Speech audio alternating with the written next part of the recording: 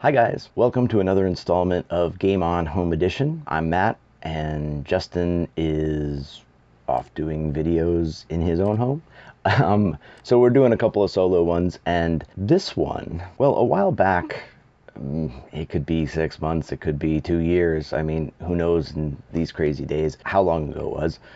I'm sure we can look it up and find, and we'll definitely put a link to it in this video.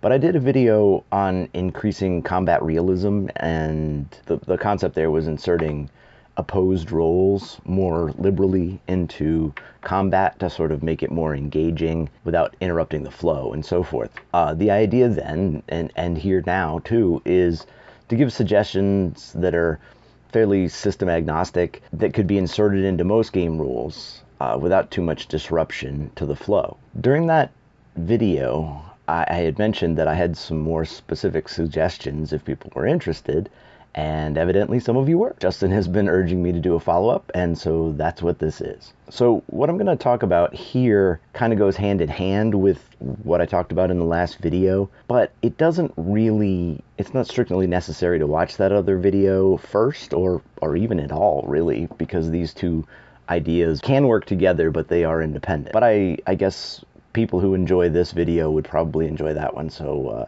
we'll put the link in and you can check it out.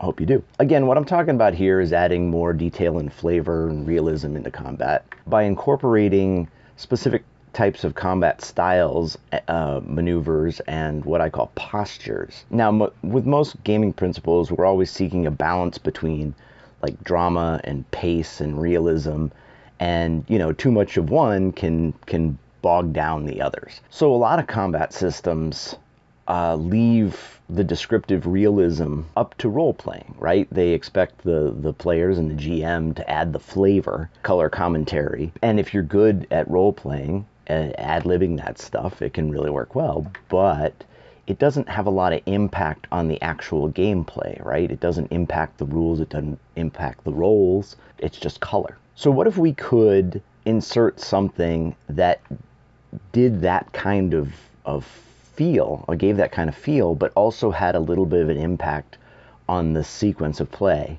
You know, and that's assuming that the GM isn't limber enough of mind to be giving you ad-lib modifiers to combat, which of course, you know, some GMs do and still could. This doesn't, you know, replace that kind of thing.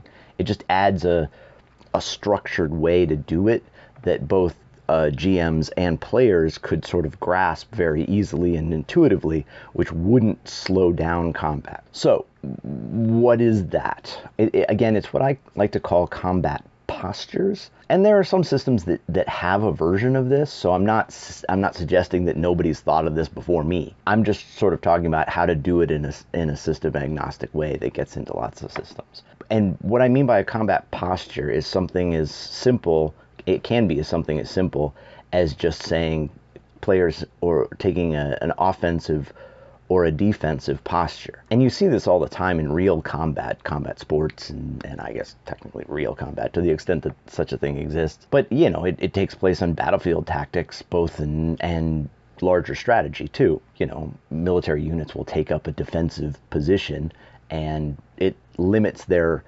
offensive or attacking options in favor of giving them an advantage in defense. So that can happen in hand-to-hand and armed combat, person-to-person too, and you see it all the time.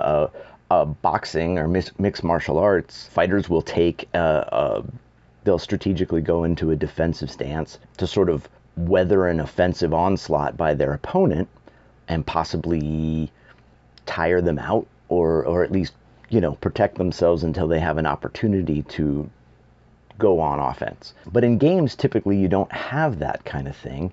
You just have an exchange round by round of attack and then counterattack. And sure, there are some rules for blocking or dodging in many systems, but it's more of an incidental or a individual action rather than taking on a position that, you know, that lends them an offensive or a defensive advantage. You can have that kind of thing in a game pretty easily, and you just really would have the character declare whether they're taking an offensive or defensive stance, And then you would apply some sort of global modifier to any type of action that is consistent with their posture.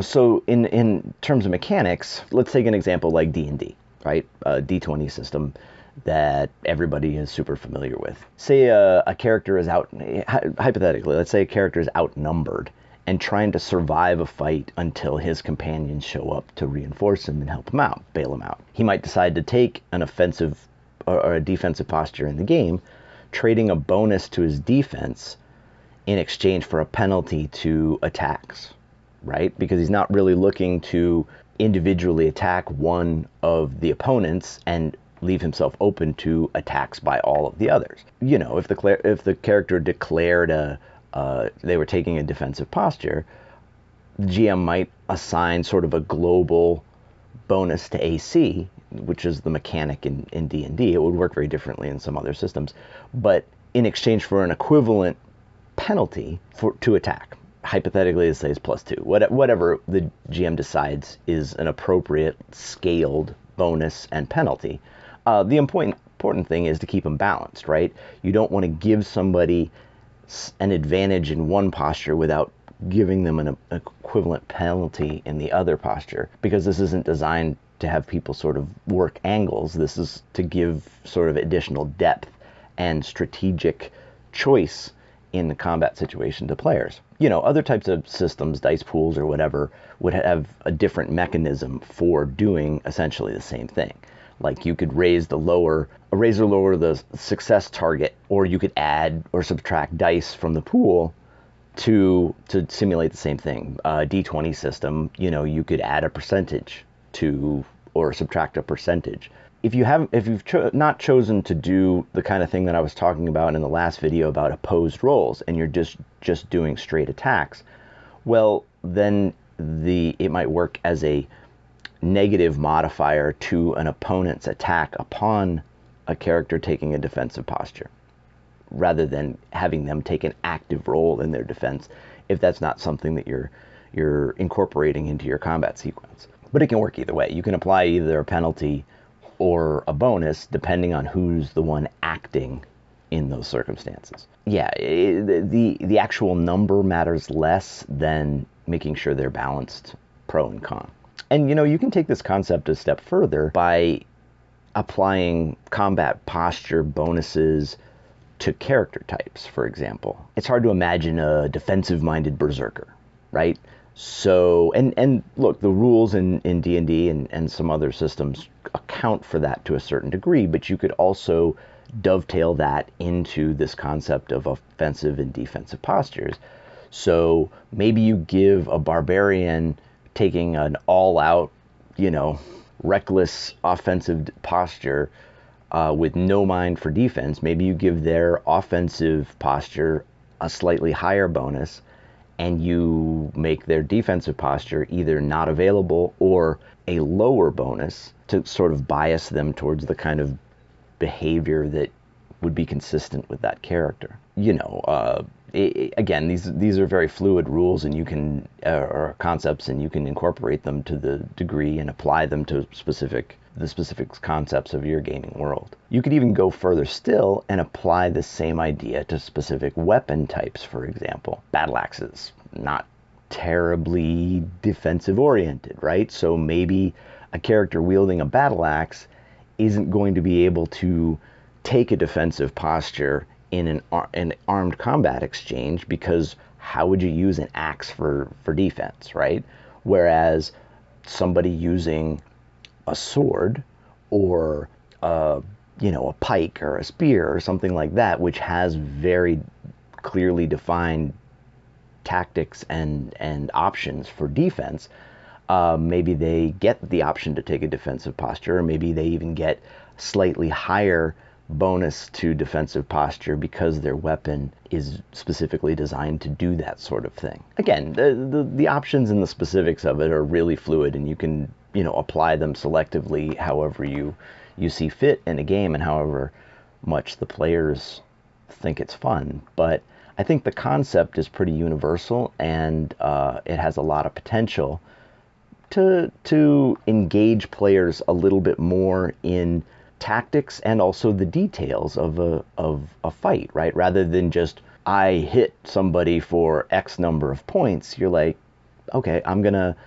go on defense here. Like, for example, if you wanted to incorporate some sort of energy level tiring in a prolonged combat, maybe if somebody successfully uses a defensive posture for X number of rounds, and the opponent is on offense, maybe the opponent starts to get tired and they get a little bit of a modifier to that based on what their endurance is or whatever. And so then there's, again, a tactical advantage to thinking about what you want to do in a fight. Or if you've got an opponent back on his heels and you go on all-out offense because you want to get this fight over with quick, but you're opening yourself up to potential counterattack, a more effective counterattack, because you just don't have your guard up, you know? So anyway, that's the idea. I'm sure you guys can, you know, extend that concept out to whatever system you have to be dealing with and whatever, you know, gaming world or environment that you're dealing with, and make something fun out of it. I hope so anyway. So yeah, that's what I've got for this concept in this video. Hopefully it's food for thought and potentially something you might want to try. It's not without its, you know, potential pitfalls, and certainly it would require, you know, thought into how to apply it into your system. But I think it works pretty well, and it adds, again, some flavor and some realism to a combat situation without putting too heavy demands on the role play aspect. It's just sort of built into the system, and it gives players and the GM another tool. So anyway, hope you like it. Until next time, and I have a million ideas when it comes to combat stuff, so I'll probably have more videos in this vein, if you guys keep liking them and Justin keeps saying do more. But until then, guys, thanks for watching, and game on.